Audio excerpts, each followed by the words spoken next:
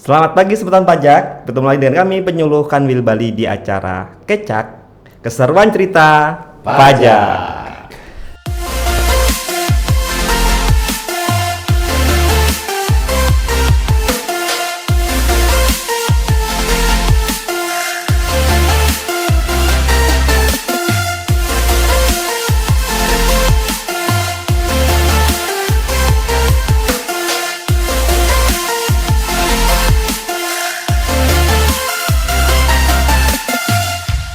Semoga di pagi yang cerah ini Semeton Pajak dalam keadaan yang sehat walafiat, karena di sekitar kita sekarang kemudian banyak yang sakit ya, Mas Bayu, Mas Sukma. Banyak yang sakit. Semoga di pagi yang cerah ini Semeton Pajak dalam keadaan sehat. Jika ada yang mungkin kurang fit, semoga segera pulih kembali. Karena bagaimanapun kesehatan adalah harta yang paling berharga. Sebagaimana soundtrack suatu sinetron zaman dulu tuh, kalau seumuran kita paling ini ya, Keluarga Cemara kan tuh. Harta yang paling berharga adalah keluarga. Keluarga tuh, maaf. Saya kira kesehatan, maaf. Namun intinya adalah bahwa keluarga dan kesehatan adalah sama-sama harta yang paling berharga. Dan jangan lupa bahagia. Oh iya. Ya, di kesempatan kali ini kami akan kembali membahas seputar villa. Karena bagaimanapun di Bali ini salah satu bisnis yang banyak dijalankan, karena ciri khasnya di Bali ya sebagai daerah pariwisata adalah villa salah satunya. Villa yang banyak dan menarik ya, sangat menarik. Di awal kita bicara tentang sewa. Bahwa villa kan seringkali dibangun di atas tanah, tanahnya disewa dulu. Ada di episode sebelumnya. Kemudian setelah punya sewa tanah biasanya dibangun, bisa dengan jasa konstruksi terlihat itu saat pembangunan, atau dibangun sendiri ada KMS-nya. Kita pernah bahas di sebelumnya. Nah, sekarang juga masih keterkaitan villa. Biasanya kan villa dikelola, ada yang dikelola sendiri dari ujung ke ujung sama pemiliknya. Ada juga yang dimintakan bantuan oleh orang lain, pembina lain untuk sebagai manajemennya. Itu yang disebut dengan jasa manajemen. Biasanya di villa terkait juga dengan jasa manajemen. Selain itu juga di villa juga ada jasa-jasa lain. Misalkan laundry nih, ada jasa laundry untuk pembangunan. Atau untuk kebersihan, karena nggak ini menggunakan pihak ketiga untuk jasa kebersihan.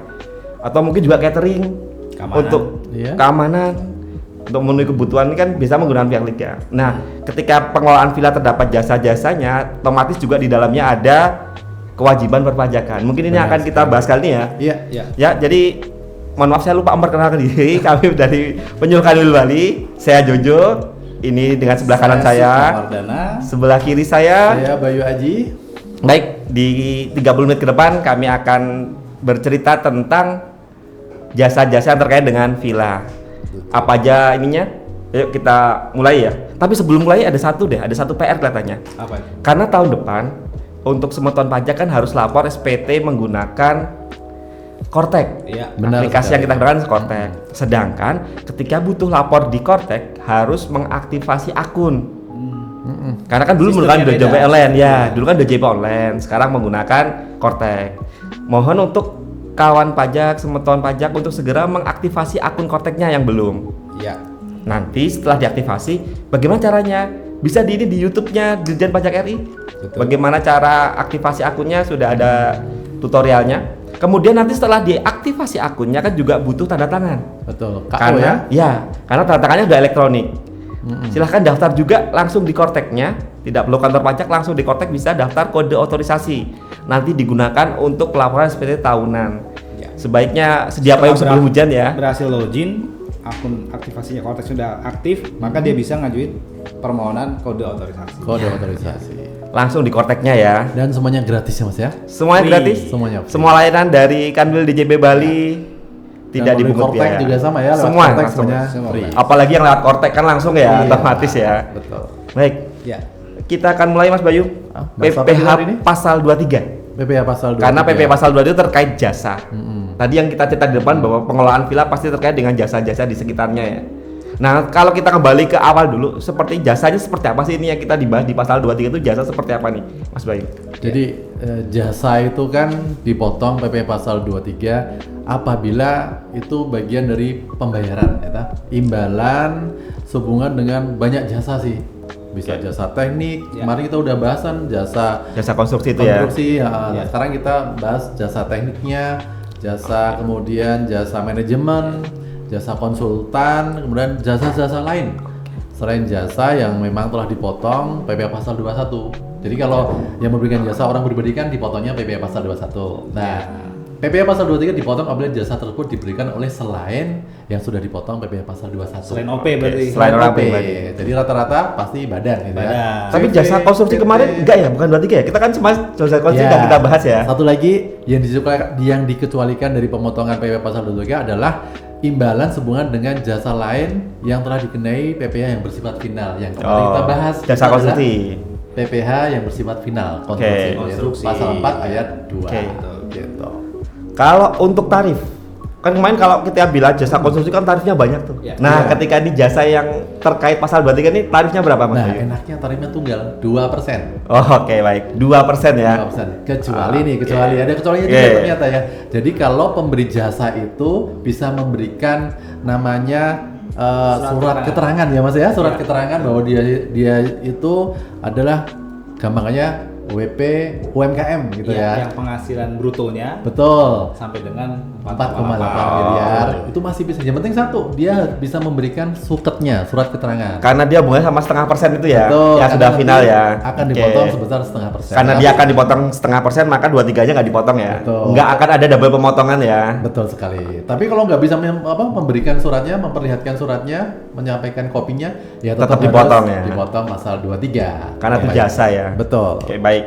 Setelah tarif kita bicara, kita agak masuk lebih tentang jasa. Tadi kita jasa manajemen misalkan, jasa manajemen villa. Mungkin seperti apa masuknya? Jasa manajemen. Jasa manajemen itu adalah pemberian jasa ya, di mana si pemberi jasa itu ikut terlibat langsung dalam kegiatan pengelolaan manajemennya. Gitu. Ya, ikut mengelola gitu, ikut mengelola. Yang mengelola ya? Ya, yang mengelola ya. Gitu. Itu yang membedakan dengan jasa konsultan ya Mas ya? Betul, itu yang membedakan dengan jasa konsultan. Kalau jasa konsultan itu dia hanya memberikan advice, pertimbangan, petunjuk, nasihat yang tentunya bersifat profesional ya, sesuai dengan keahliannya masing-masing gitu ya. Nah, itu dia tidak terlibat langsung. Si konsultan ya. Kalau konsultan dia hanya saran ya bilangnya seperti itu ya.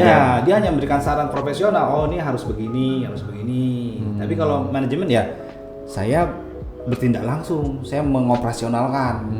Kalau villa berarti kan dia melakukan kegiatan pengelolaan villa. Jadi kayak yang di hotel itu ya, hotel kan juga ada jasa konsultan perhotelan, jasa by siapa? Itu ya, betul. By itu berarti dia masuk ke jasa manajemen karena dia mengelola. Betul. Kalau ada bayinya ya, karena dia melakukan ya. Oke.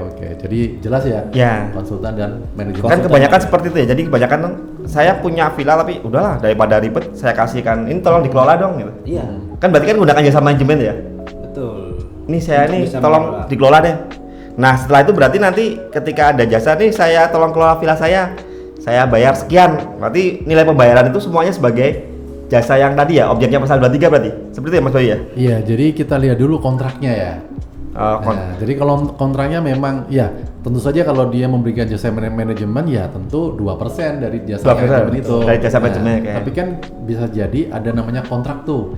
Kontraknya tuh nanti kalau ada pengeluaran-pengeluaran tertentu itu seperti apa yang mengcover siapa. Lah itu nanti akan menentukan apakah itu kena penghasilan brutonya brutonya itu langsung kena 2%, dianggapnya semuanya dari jasa manajemen ataukah ini adalah bagian dari reimbursement mungkin itu ya, reimbursement yang kalau reimbursement berarti bisa jadi nanti tidak dikenakan PPh pasal 23 gitu kan, tapi dia jasa manajemennya yang harus melakukan pemotongan terhadap pihak yang memberikan jasa lain-lain tadi selain jasa manajemennya.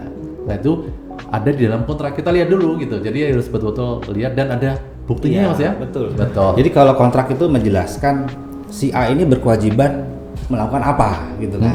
Betul. Dia melakukan apa nih jasa manajemen. Kemudian bagaimana cara penagihannya, invoice-nya itu seperti apa gitu kan. Karena pajak itu tergantung syarat dan ketentuan berlaku. Iya, betul. Kondisinya apa, syaratnya apa, maka berlaku ketentuan yang ini. Betul. Karena jasa manajemen itu beda-beda ya. Beda-beda, ada yang posisinya simple, udah saya nanti tiap bulan mau berapapun hasilnya saya tagihkan Anda sekian, itu flat misalnya seperti itu, atau tergantung dengan terkait dengan harga yang dipublish gitu kan. Betul. Yang dipublish berapa itu persen gitu. Ya itu mekanismenya itu tergantung tadi Pak Bayu bilang kan, kontrak. Kemudian juga penagihannya, fakturnya seperti apa bunyinya. Biaya yang terlibat apa aja ya, gitu ya. apa aja yang terlibat gitu. Jadi kita lihat kasus per kasus.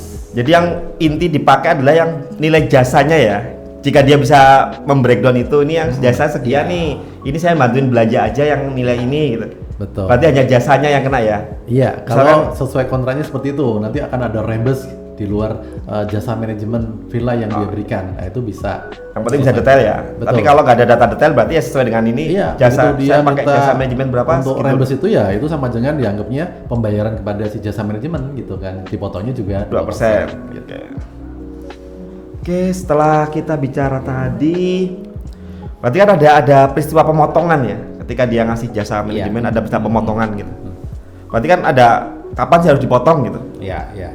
Jadi kalau mungkin di kasus ya, kita coba kasih contoh kasus ya, Pak Bayu ya. Contoh kasus misalnya nih, ada sebuah villa nih ya, dimiliki oleh PT Villa nih. PT punya villa misalnya. Oh, PT punya villa, oke. PT punya villa, kemudian dia kan nggak mau repot tuh. Yes. Ya, udahlah saya pengennya tenang lah, nggak usah mikirin segala hal yang Betul. rentelan apa pokoknya saya dapat Terima bersih penghasilan ya? gitu, Terima bersih lah. misalnya Oke. gitu. Nah, dia meminta PT manajemen villa misalnya. PT manajemen villa untuk bisa mengelola ya kan dari mulai reservasi dan komunikasi, kemudian apa namanya? housekeeping, kemudian maintenance sampai dengan laporan keuangan. Nah, contohnya misalnya kontraknya itu dia let's say 18% dari harga publish lah dapatnya gitu ya. Tergantung ya, beda-beda sih, tapi kita ambil aja kita kurangnya 18%. kita asumsi seperti itu Iya, ya. oke. Asumsi seperti itu. Nah, misalnya pada tanggal 7 September 2025 si PT manajemen villa ini menagihkan kepada si PT punya villa nih. Yang punya villa tadi ya, si manajemen nagih. Manajemen villa menagih kepada PT punya villa. Misalnya, taruhlah dia 100 juta di tanggal 7 September tadi. Ditagihkan, ya. Nagih biaya ini 1 juta nih, jasa manajemen saya 1 juta nih. Nah, itu yang seperti itu, maka atas jasa manajemen tadi kan invoice-nya bunyi jasa manajemen misalnya gitu kan. Betul. Ya. 100 juta. Ya. Berarti dia dikenakan 2% kali 100 juta tadi. Oh, jadi ketika yang punya villa mau bayar 1 juta dipotong dulu 2% ya, Potong sama dulu. yang punya villa ya. Pasal 23 2% gitu. Dipotong dulu sama yang PT punya villa tadi ya. Betul. Jadi yang membuat bukti potong berarti yang punya villa. Ya, yang bayar yang motor. Membuat bukti potong. Ya. Ya. Kalau di pemotongan itu ya Mas Bayu ya. Kalau yang bayar itu adalah yang mempunyai kewajiban untuk melakukan pemotongan. Ya. Jadi dia dipotong, misalkan tadi 100 dipotong 2%, yang 2 jutanya dijadikan bukti potong. Ya. Nanti dilaporkan sama yang punya villa. Ya. Kemudian yang 98 dikasihkan ya. Ini loh duitmu 98. Yang 2% tak potong PPh 23 gitu ya, jasa manajemen Diganti ya. dengan bukti potong ya, 2 Ya. juta diganti dengan bukti potong. Dan 2% tadi bukti potong tadi oleh si PT Punya manajemen villa, manajemen villa. itu akan menjadi kredit pajak Di ya kan? SP tahunan SP ya. tahunannya Oh, PPh si Dipotong nggak hilang ya. Iya. Itu kredit pajak ya. Itu Nanti kredit pas pajak. akhir tahun laporan SP tahunan itu bisa Betul. digunakan sebagai kredit pajak ya. itu akan diperhitungkan kembali sebagai pengurang dari PPh yang terhutang. Nah, dan di dalam era Kortek ini nanti bukti potongnya tuh bisa dilihat secara langsung oleh si pihak penerimanya ya. Ketika sudah dibuat ya. Betul, Real nggak perlu time. nunggu-nunggu. Real Betul, time. real time. Ketika pelaporan di SPT tahunannya si Iya. jasa manajemen villa nanti akan muncul di bagian kredit pajaknya. Iya. Repopulated gitu kan. Oh, Betul. ada potongan ini, bukti potongnya ini gitu. Langsung muncul di akun Korteksnya si PT manajemen villa. Iya betul. Itu. Penerima bukti potong itu. Ada potong saya kok cuma segini kok, saya terima 98 juta nih misalnya. Heeh. Oh, coba dong cek lihat akun Korteksnya Iya. gitu kata si PT punya villa kan. Oh iya udah masuk nih 2 juta. Oh udah oke. Nah itu tadi kita sempat singgung sebentar ya, ketika satu manajemen kadang ada biaya-biaya lain misalkan 100 juta saya tagih, tapi dia bilang ini 1 juta yang 80 fee saya, atau yang sebagian nih yang 20 untuk belanja barang untuk keperluan villa nih, ada sabun, nanti beli juga makanan, ada macam tadi.